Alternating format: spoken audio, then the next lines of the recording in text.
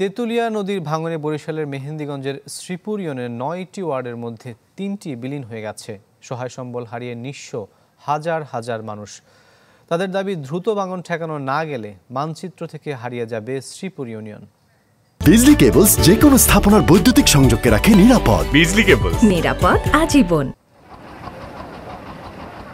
নদীগর্ভে বিলীন আগের ভবন, নতুন করে নির্মাণের বছর দুইয়ের মাথায় ভাঙনের মুখে বাহেরচর ফেনুয়া সরকারি প্রাথমিক বিদ্যালয়। তাই ভবনটি ভেঙে নিয়ে যাচ্ছে ঠিকাদাররা। ভাঙনে যে কোনো সময় বিলীন হতে পারে একমাত্র মাধ্যমিক বিদ্যালয় ও সাইক্লোন সেন্টার। হুমকির মুখে আরও কয়েকটি শিক্ষা প্রতিষ্ঠান, বাজার, মসজিদ, মাদ্রাসা। তেঁতুলিয়া নদীর করাল গ্রাসে সব হারিয়ে দিশেহারা বরিশালের মেহেন্দিগঞ্জে শ্রীপুর ইউনিয়নের কয়েক হাজার পরিবার। আমাদের স্কুল নদীর কাছাকাছি এসে গেছে, এখন আমাদের স্কুল ভেঙে গেলে আমরা পড়বো কোথায়? সাধারণ মানুষ ঘরবাড়ি ভাঙ্গা খুব কষ্টে জীবনযাপন করে, রাস্তায় থাকে, উমানগা থাকে।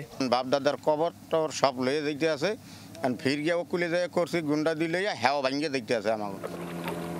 এর আগেও জিও ব্যাগ ফেলে ভাঙন রোধের চেষ্টা করা হলেও কাজ হয়নি তাতে। তাই স্থায়ী উদ্যোগের দাবি এলাকাবাসীর। মেঘনা টোটাল পানিটা আমাদের এই শ্রীপুরের বুকে পড়ে। এই জিও ব্যাগে আমাদের প্রতিষ্ঠান রক্ষা করা যাবে না। ব্লকের নামে কিছু জিও ব্যাগ ফালাইছে, ফালানোর 1 মাস পর চলে গেছে নদীতে।